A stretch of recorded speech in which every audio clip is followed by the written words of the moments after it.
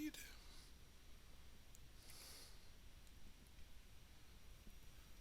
Okay. Okay.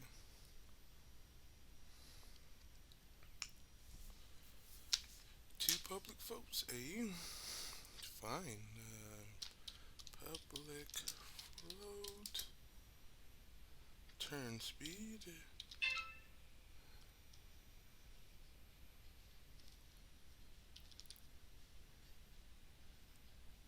Boop. Now I have to write the code for turn speed, don't I? And that goes. It looks like this is. Oops. Like it's the exact same thing as this. So let's copy it. Because one of the things you will learn as a programmer is to be lazy. Paste. Turn forward into right.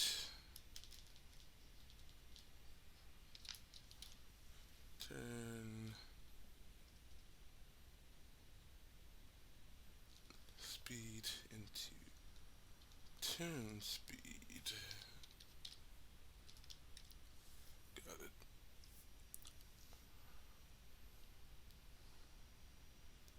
Mm, okay. Save. Everything looks right. Alright. Go back to Unity. Oops.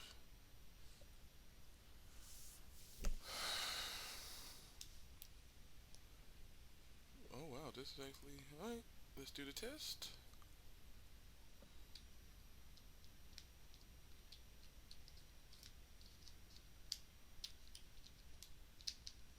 Is it no turning? What's happening? Oh dear. Alright, something, I must have did something wrong. Everything, boop, boop, boop, boop, boop. Everybody has their lovely little, they do. Okay. Public float.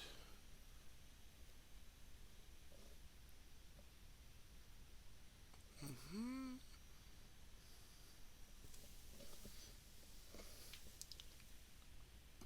Correct.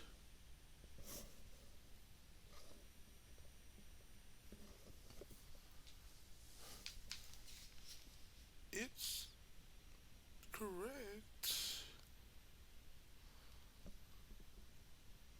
Hmm.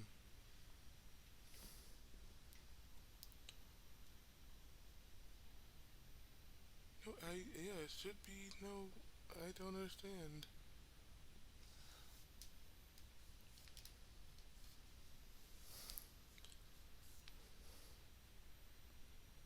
public so we can play around with it in the editor.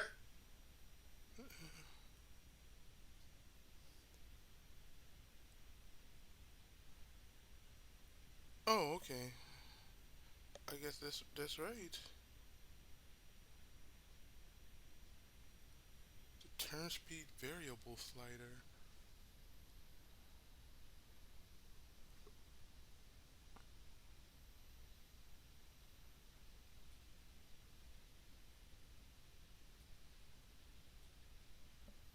Where is the turn speed variable? Did I wasn't not paying attention? I was not paying attention. That is not a good student. Bad student. Make it a float because vectors that when we play, if we click on our vehicle in the hierarchy, we can actually click and drag the turn speed so that it moves left and right. Now it's your turn.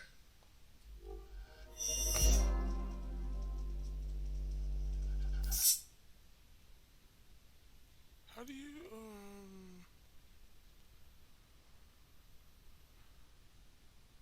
I will believe you. I don't see a turn speed variable slider. I see the script, but I don't see a slider. Uh,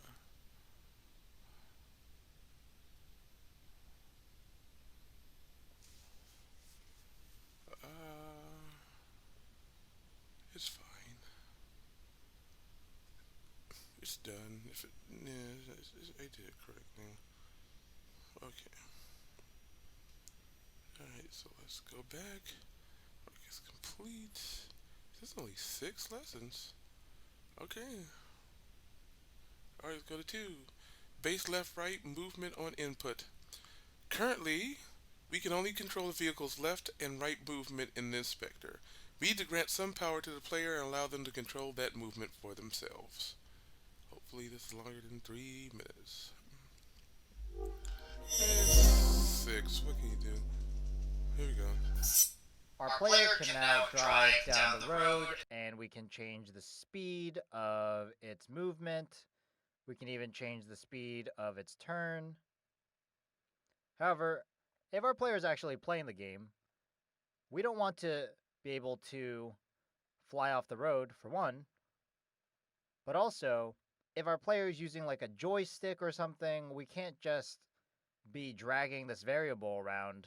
We can't do this for a single player, like it's magic behind the scenes. So we're going to create some actual magic so that the player can actually control their own movement. A very helpful thing to know before we get into programming this is understanding that Unity does a lot of things that make our lives a lot easier. So, in fact, if you go to the top left under Edit, or if you're on Mac under Unity, if you go down to Project Settings and you click on that, there's all these options for project settings, but what we really care about is actually our input. So this is actually our input manager in Unity, and they've helpfully already created a way where when you do something, it's already mapped to be able to change that value. So if you left click on the drop down on axes, you can see there's different ones, like there's actually fire button, so you can actually press like the left control button to fire something, or a second option, left alt, left shift.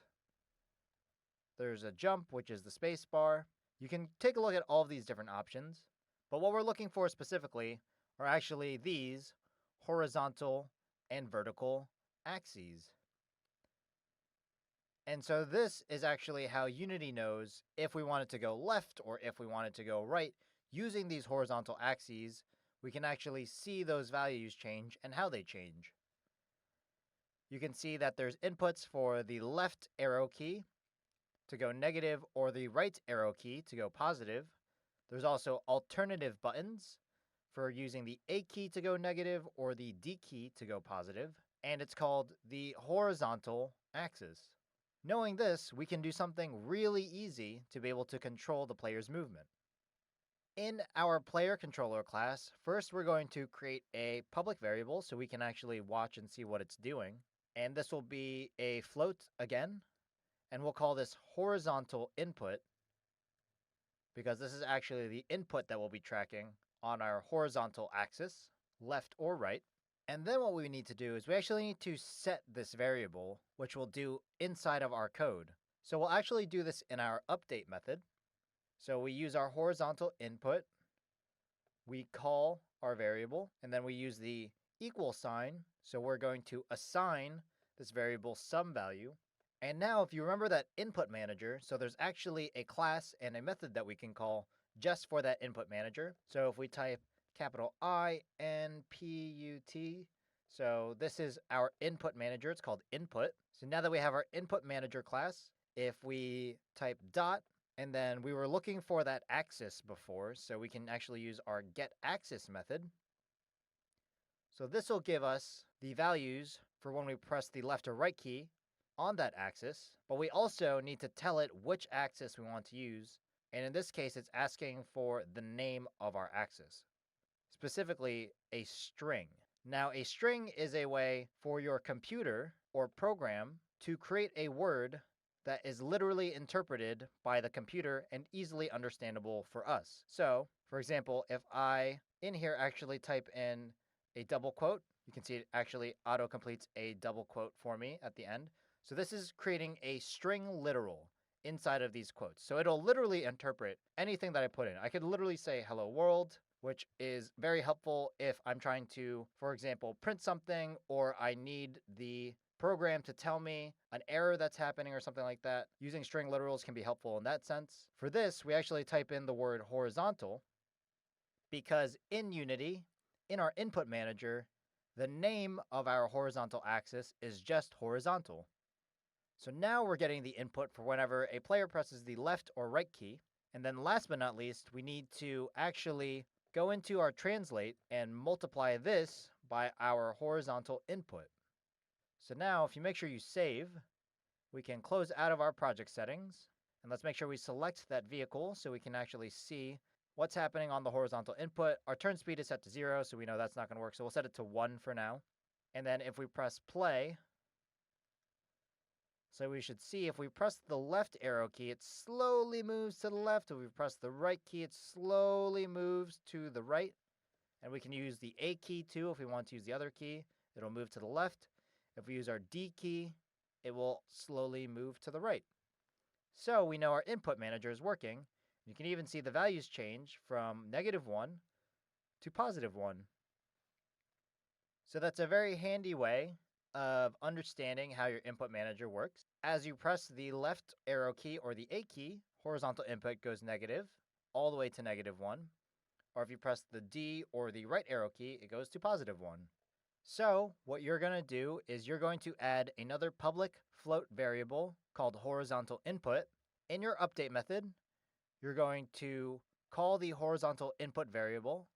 You're going to set it to the input for our input manager, and you're going to get the axis that's horizontal so we can get those left and right arrow keys. And then last but not least, in your transform.translate, you're going to multiply the entire equation by our horizontal input. Now it's your turn.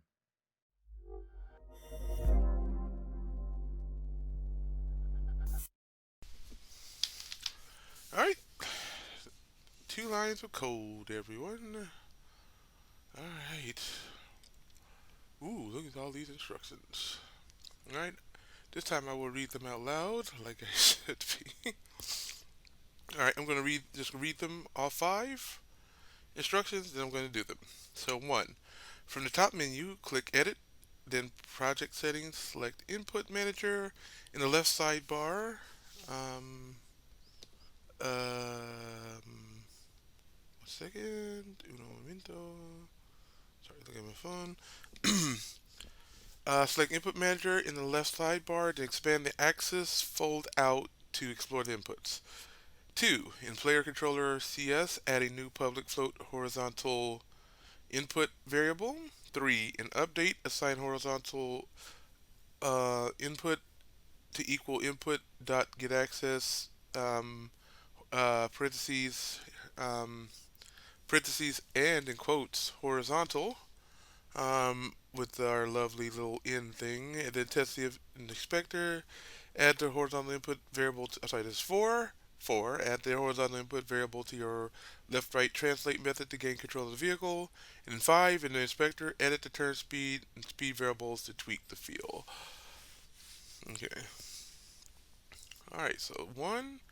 Edit project settings. Boom.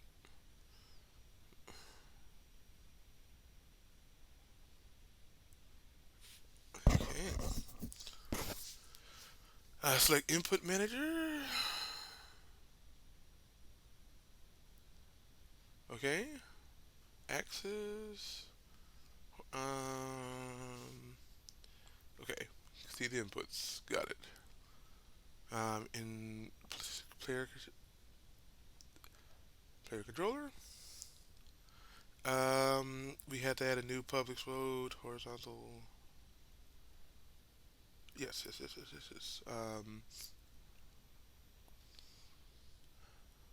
would be here. So, horizontal input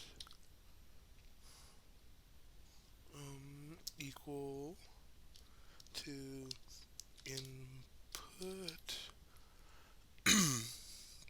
dot get